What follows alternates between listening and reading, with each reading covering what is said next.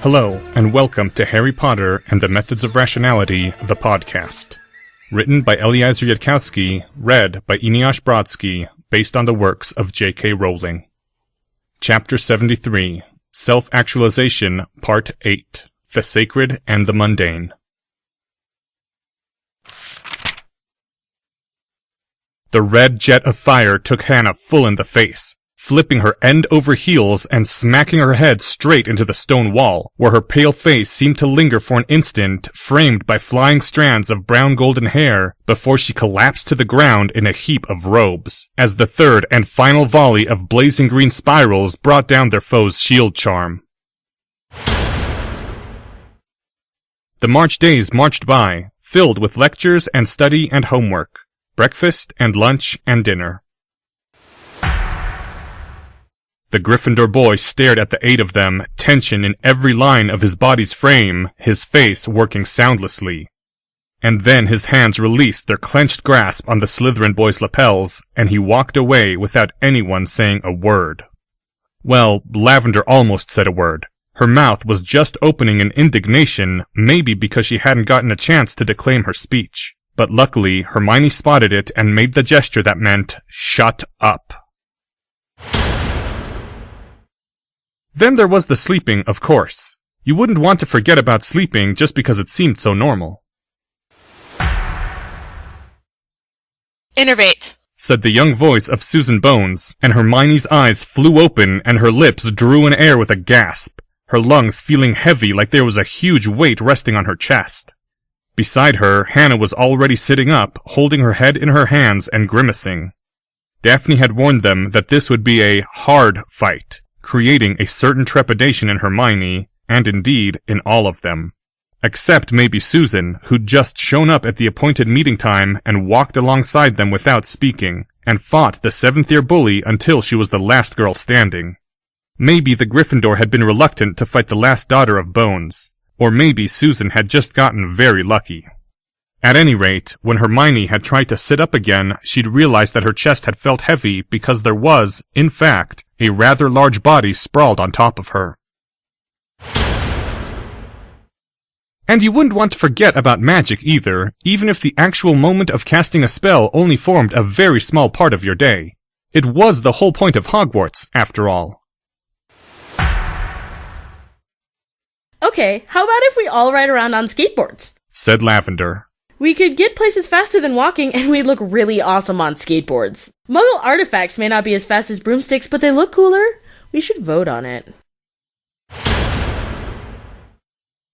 As for the remaining fractions of time, you would fill that according to your nature. Gossip about upper-year romances, or books and study sessions. Hermione reached out a trembling hand to grasp her copy of Hogwarts: A History from where it had fallen, the ever-comforting book only a pace distant from where she herself had ended up on the floor, after the red-robed upper girl had bumped her into a wall. And then the older Gryffindor witch had walked away without a look back, only a whispered, "Salazar's," and a word that hurt her more than anything the Slytherins said about mudbloods. Mudblood was just a strange wizarding word, but Hermione knew the word that Gryffindor had said. She couldn't get used to it. She just couldn't get used to being hated. It still hurt just as much every time it happened. And somehow it hurt even more coming from the Gryffindors, who were supposed to be the good ones. Harry had divided up 8 of his soldiers among the other armies as ordered. He'd voluntarily given up 2 chaotic lieutenants, sending Dean Thomas to Dragon Army and then trading Seamus Finnegan to her for Blaise Zabini, who Harry had said was being underutilized in Sunshine. Lavender had elected to join most of Spew in Sunshine. Tracy had decided to stay with Chaos. So, you can work your charms on General Potter? Said Lavender as Hermione ignored both of them as hard as she could. I've got to say, Traces, I think our Sunshine General has him pretty well sewn up by now. You'd have better luck convincing Hermione that the 3 of you should have one of those, arrangements. Nobody had figured out yet what Draco Malfoy was plotting. Certain, said Harry Potter, sounding rather reluctant. "You know a rationalist isn't ever certain of anything, Hermione. Not even that 2 and 2 make 4. I can't actually read Malfoy's mind, and if I could, I couldn't be certain he wasn't a perfect Occlumens. All I can say is that based on what I've seen of Malfoy, it's a lot more plausible than Daphne Greengrass thinks that he actually is trying to show the Slytherins a better way. We really should try to go along with that, Hermione." Well, Harry seemed to think Draco Malfoy was a good guy. But then the trouble was that Harry also tended to trust people like Professor Quirrell. "Professor Quirrell, I'm worried about the hatred Slytherin House seems to be developing for Hermione Granger." They were sitting in the defense professor's office, Harry sitting far back from the teacher's desk, and the sense of pending disaster was still noticeable even then, the empty bookcase still framing Professor Quirrell's balding head. The cup balanced on Harry's thigh was filled with Professor Quirrell's obscure, probably expensive Chinese tea, and it said something about the way Harry had been thinking lately that he'd needed to make a conscious decision to drink it. "And this concerns me for what reason?" said Professor Quirrell, sipping his tea. "Yes, well," said Harry, "I'm just going to ignore that. Oh, stop that, Professor Quirrell. You've been planning to restore Slytherin House's reputation since at least the first Friday of this year." There might have been a tiny crack of a smile at the edges of those thin, pale lips. And then again, there might not have been. "I think Slytherin House will do well enough in the end, Mr. Potter, regardless of the fate of one girl. But I do agree that the present outlook is not favorable for your little friend. The bullies of 2 houses, many of them with powerful and well-connected families, see Miss Granger as a threat to their reputation and a shame to their pride.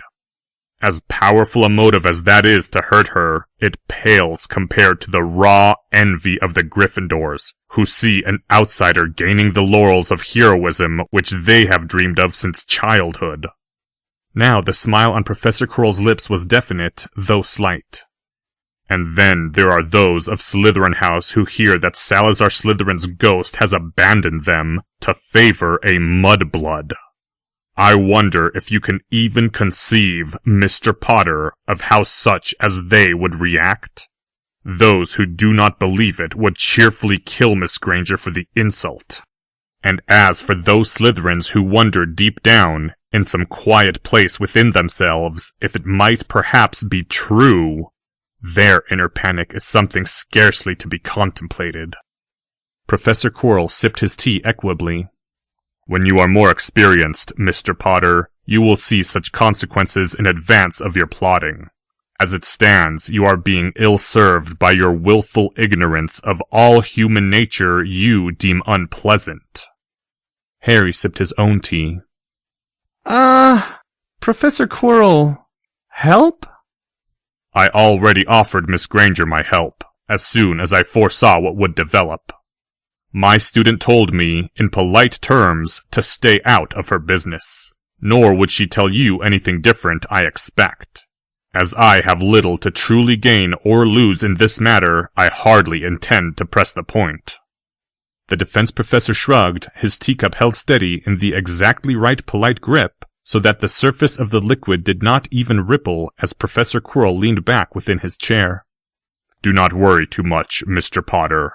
Emotions run high around Miss Granger, but she is in less danger than you might imagine. When you are older, you will learn that the first and foremost thing which any ordinary person does is nothing."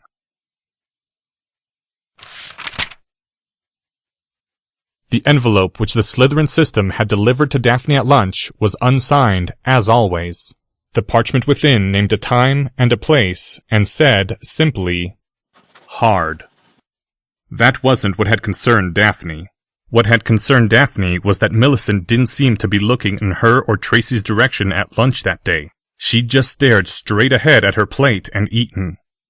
Millicent had looked up just once that Daphne saw, in the direction of the Hufflepuff table, and then looked quickly back down again, though Daphne was too far away to see the expression on Millicent's face, since Millicent had sat down far away from her and Tracy.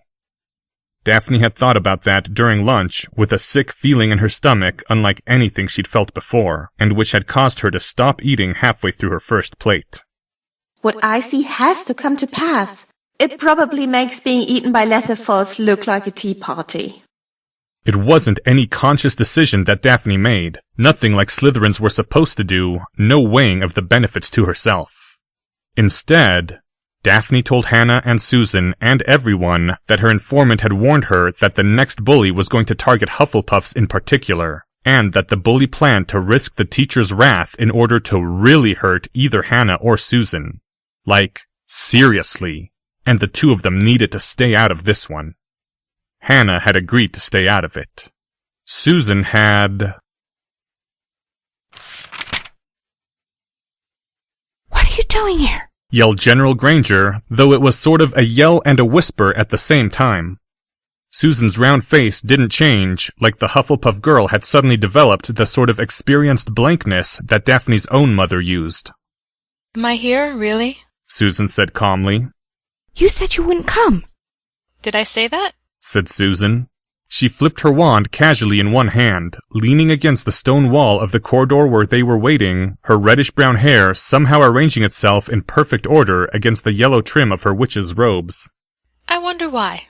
Maybe I didn't want Hannah to get any strange ideas. Hufflepuff loyalty, you know. If you don't leave, said the Sunshine General, I'll call a mission abort, and we'll all go back to our study halls, Miss Bones. Hey! Said Lavender. We didn't vote on... That's fine by me. Said Susan, who was keeping a steady gaze on the other end of the corridor where it merged into the tiled hallway where they'd been told to expect the bully. I'll just stay here by myself then. Why? Said Daphne. Her heart was in her throat. If I try to change it, if anyone tries to change it, really terrible, awful, no good, extremely bad things will happen. And then it will come to pass anyway. Why are you doing this? It's not like me, I know. But Susan shrugged. People don't always behave like themselves, you know? They pleaded. They begged. Susan didn't even say anything anymore. She just kept watching, waiting. Daphne was nearly crying. She kept wondering if she'd caused this, if trying to change fate was making this happen worse. Daphne? Said Hermione, her voice sounding much higher than usual. Go get a teacher. Run. Daphne spun on her heels and started to pelt down the other direction of the stony corridor. And then she realized, and she turned back to where all the other girls except Susan were watching her go. And Daphne, feeling like she was about to throw up, said, I can't. What? Said Hermione. I think it gets worse every time you try to fight it. Said Daphne. That was how it worked in plays, sometimes. Hermione stared at her, and then Hermione said, Padma. The other Ravenclaw girl just tore right out of there without arguing. Daphne watched her go, knowing that Padma wasn't as good a runner as her, and now wondering if maybe that would turn out to be the only reason why help would come too late. Bullies are here. Susan said laconically. Huh, they've got a hostage. They all whirled and looked and saw 3 older bullies. Daphne's eyes recognized Reese Belka, who was a top lieutenant in one of the 7th-year armies, and Randolph Lee, who was number 2 in the Hogwarts Dueling Club, and worst of all, Robert Jugson III, in his 6th year, whose father was almost certainly a Death Eater. All 3 were surrounded by shielding charms, blue hazes that glowed beneath the surface in ribbons of other color and showed occasional faceting above. Multi-layered shields like the 3 of them thought they were fighting serious duelists and had expended energy accordingly. And behind them, bound and supported by glowing ropes, was Hannah Abbott. Her eyes were wide and panicked and her mouth was moving, though they couldn't hear anything through the quietus they'd put up earlier. Then Jugson made an offhand gesture with his wand and the glowing ropes flung Hannah at them. There was a small pop as Hannah's body blew through the quieting barrier. Susan's wand was instantly pointing at Hannah, and Susan's voice muttered, Wingardium Leviosa. Run! Screamed Hannah as she was gently lowered to the ground. But the corridor behind them and in front of them was now blocked with a glowing gray field, a barrier spell that Daphne didn't recognize. Do I need to explain what this is about? Lee said with false joviality. The seventh-year duelist was sporting a smile that didn't reach his eyes. Well, just in case, you little inconveniences, and that includes you, Miss Greengrass, you've been quite enough trouble, and you've told quite enough lies. We brought your little friend just to make sure everyone knew we got all of you, though I suppose the other Ravenclaw girl is hiding around a corner or clinging to the ceiling somewhere. Well, no matter. This is your— Enough talk, said Robert Jugson III. Time for pain. And raised his wand. Choosy. Simultaneously, Susan pointed her wand and said, Prismatis! And a small rainbow sphere formed in midair almost instantly, the miniature barrier so condensed and bright that it stayed intact even as Jugson's hex hit it and bounced off toward Belka, whose wand flashed to swat away the dark bolt, and then, a moment later, the many-colored blaze was gone. Daphne's eyes went wide for a moment. She'd never thought of using a prismatic sphere like that. Jugsy, honey, said Belka. Her lips widened in a vicious smile. I thought we discussed this. First we beat them, then we'll play. Please, said Hermione Granger in a faltering voice. Let them go. I promise I'll— Oh, really? said Lee in an annoyed tone. Are you about to offer to turn yourself over if we let the others go? We've got all of you now. Jugson smiled, then. It could be funny, said the sixth-year junior Death Eater, softly and with menace. How about if you lick my shoes, Mudblood, and one of your friends can go? Pick whichever one you like best. Leave the others to get hurt. Nope. said the young voice of Susan Bones. Not going to happen. And with a blindingly fast motion, the Hufflepuff girl leapt leftward just as a red stunbolt erupted from Belka's wand.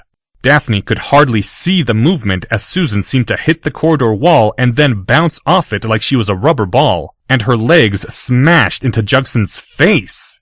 It didn't go through the shield, but the sixth year went sprawling backward with the impact, and Susan followed him downward and her foot stamped down on the boy's wand arm, again being repelled by the shield.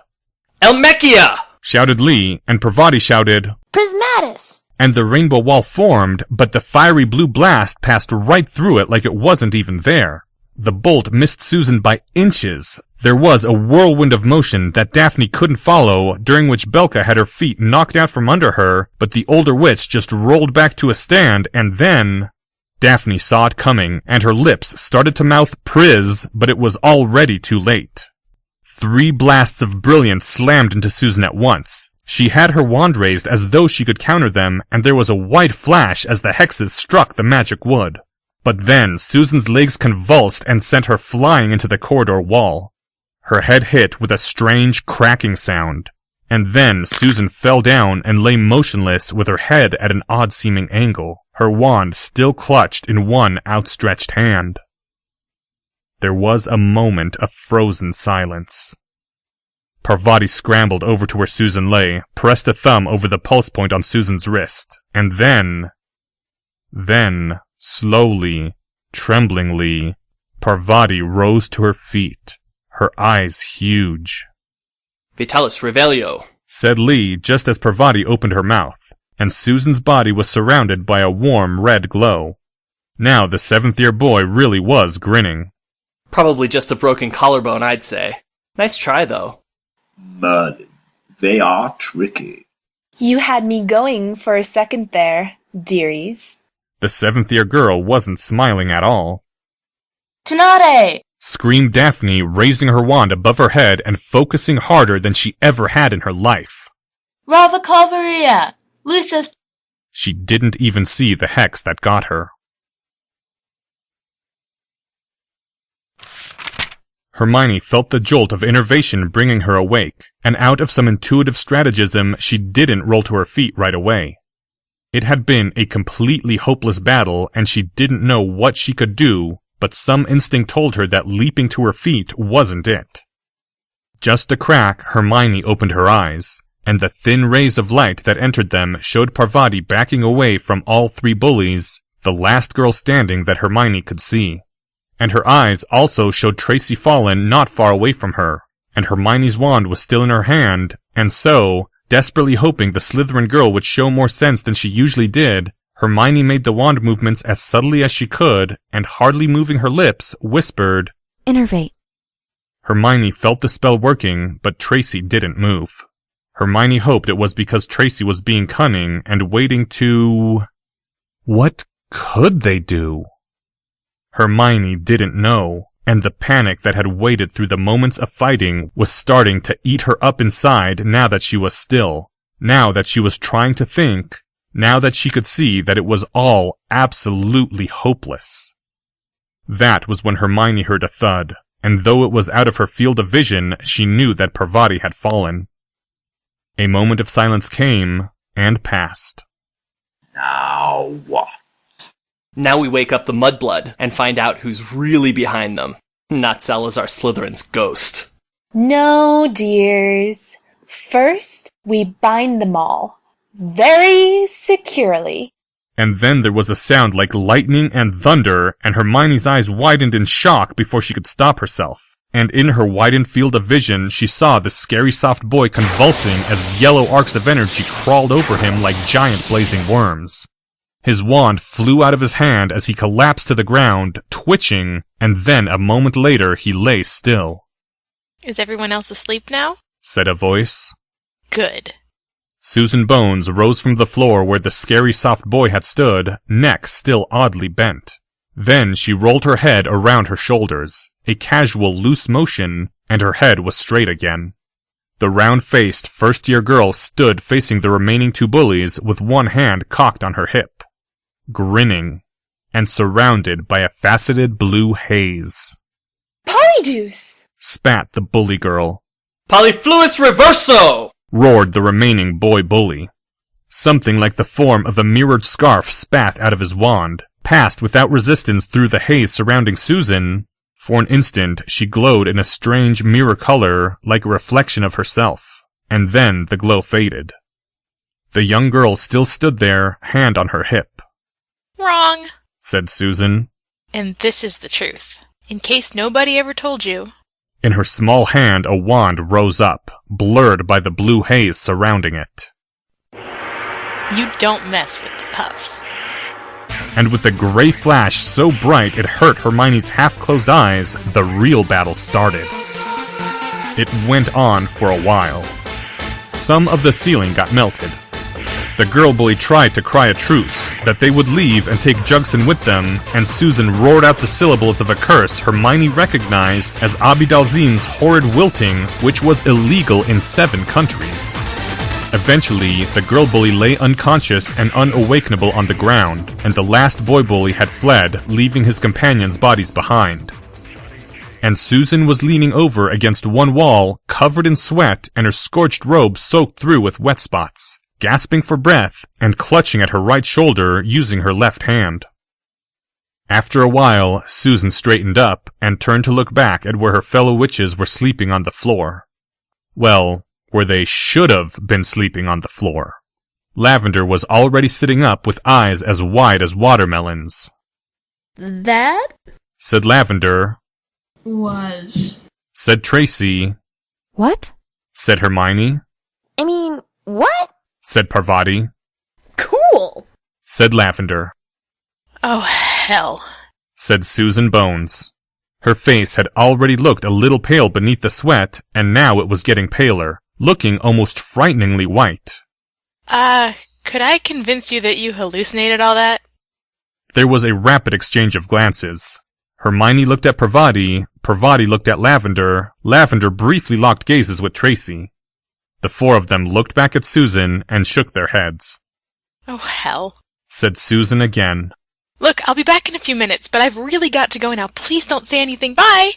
And Susan ran out into the hallway, moving surprisingly fast before anyone could say another word. No, seriously, what? Said Parvati. Innervate. Said Hermione, pointing her wand at Daphne, whose body she hadn't been able to see before, and Lavender pointed her wand at Hannah's body and said the same. Hannah's eyes opened and she tried frantically to roll to her feet, but collapsed to the ground halfway through. It's okay, Hannah. We won. Said Lavender. We what? Said Hannah from her little heap on the floor. Daphne hadn't stirred, but Hermione could see her chest rising and falling, and the breathing rhythm looked normal enough. I think she's okay. Said Hermione. But... She took a moment to swallow. Her mouth was still dry. This had all gotten way, way, way out of hand. I think we ought to take Daphne to Madame Pomfrey's. Sure, just give me a second here and I'll probably be fine, said Parvati. Excuse me? Hannah said in a tone that was polite but firm. How did we win? And why does the ceiling look all melty? There was a pause. Susan did it, said Tracy. Yeah, said Parvati, voice only slightly shaky as she stood up and started to brush off her red-trimmed robes. It turns out that Susan Bones is the heir of Hufflepuff, and she's opened up the long-lost entrance to Helga Hufflepuff's chamber of hard work and patience. Huh? Said Hannah, who was feeling over herself as if to make sure all her body parts were still there. I thought that was just something Professor Sprout says to teach us an important moral lesson. Susan is? Slowly, Hermione was beginning to feel a bit more together. It hadn't really been more than 30 seconds of extreme terror, at least not the parts she'd been conscious for. Actually, Hermione said carefully as her mind started to work again.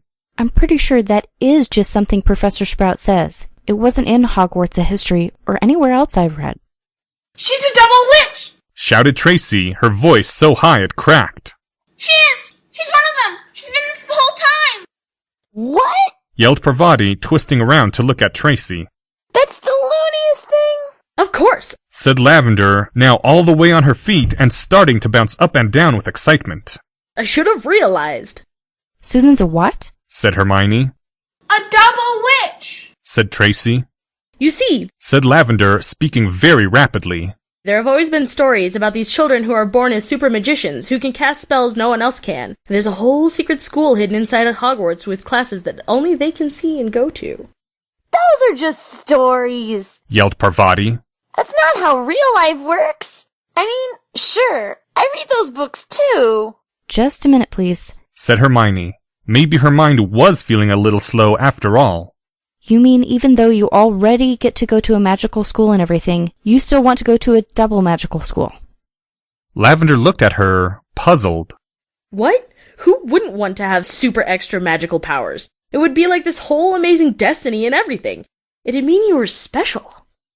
Hannah nodded to that, looking up from where she'd crawled to Daphne's side and was checking the girl for broken bones. I wish I was a double witch. Hannah said, and then, sounding a little sadder, though I don't believe there's any such thing, really. What did you see Susan do exactly?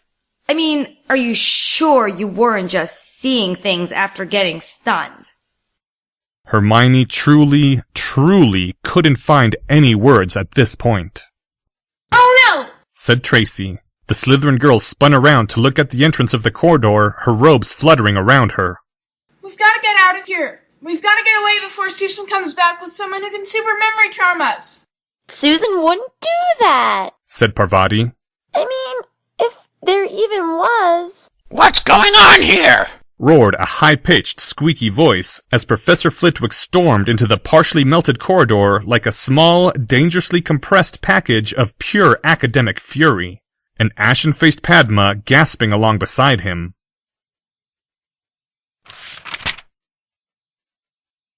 What happened? Susan blurted to the girl who looked exactly like her, except for the scorched robes damp with sweat. Ooh, great question, said the other Susan Bones as she rapidly skinned off what was left of her borrowed clothes. A moment later, the girl began to metamorphose back into her more accustomed form of Nymphadora Tonks. Sorry, but I couldn't think of anything myself, so you've got about 3 minutes to decide on an answer to that. As Daphne Greengrass observed afterward with some acidity, the flaw in Hermione's cunning plan to make sure that house points were taken evenly from all 4 houses if they got caught was that it didn't work on detentions. They'd all agreed to keep their mouths shut about Susan's mysterious powers. Even Tracy, after Susan threatened to have her super memory charmed if she didn't promise. Unfortunately, they discovered at dinner time that someone had forgotten to tell the bullies about their agreement. and also that Susan Bones had sacrificed her soul to dreadful forbidden powers which now inhabited the hulk of her body, and that was why they'd all gotten detention. "Hermione," Harry Potter said to her from beside her at the dinner table, his voice very tentative. "Please don't take offense, and I'll understand if you say it's none of my business, but I think all this is starting to spin out of control." Hermione went on mashing the slice of chocolate cake on her plate into a seamless mush of cake and icing. "Yes," Hermione said. Her voice might have been a little acerbic. "That was what I said to Professor Flitwick while I was apologizing to him. That I knew things had gotten out of hand, and he yelled, 'Really, Miss Granger? Do you think?' in a squeak so loud that my ears caught on fire. I mean, my ears actually caught on fire. Professor Flitwick had to put them out again." Harry had to put his hand to his forehead. "Excuse me," Harry said. His face was perfectly straight. "Sometimes I still have a little trouble getting used to that sort of thing. Hey, Hermione, remember when we were young and naive, and we still thought the world was a relatively understandable place?" Hermione put her fork down and looked at him for a moment. "Do you sometimes wish you were a muggle, Harry?" "Huh? Well, of course not. I mean, even if I was a muggle, I'd probably have tried someday to take over the world." As Hermione gave him a look, and the boy hastily swallowed the word and said, "I mean optimize, of course. You know that's what I mean, Hermione. My point is, it's not like my goals would change one way or another, but with magic, it's going to be a lot easier to get things done than if I had to do stuff using only the muggle capability set. If you think about it logically, that's why I'm going to Hogwarts instead of just ignoring all this and studying for a career in nanotechnology." Hermione, having finished handcrafting her chocolate cake sauce, began to dip her carrots in it and eat them. "Why do you ask? Do you wish you were back in the muggle world?" "Not exactly," Hermione said as she crunched into both the carrot and the chocolate. "I was just, feeling strange about having wanted to be a witch. Did you want to be a wizard when you were little?" "Of course," Harry said promptly. "I also wanted psychic powers and super strength and adamantium-reinforced bones and my own flying castle, and sometimes I felt sad that I might have to settle for just being a famous scientist and an astronaut." Hermione nodded. "You know," she said softly, "I think the witches and wizards who grow up here don't really appreciate magic properly." "Well, of course they don't. That's what gives us our advantage. Isn't that obvious? I mean, seriously, that was bloody obvious to me within 5 minutes of walking into Diagon Alley." There was a puzzled look on the boy's face, like he couldn't understand why she was paying attention to something so ordinary.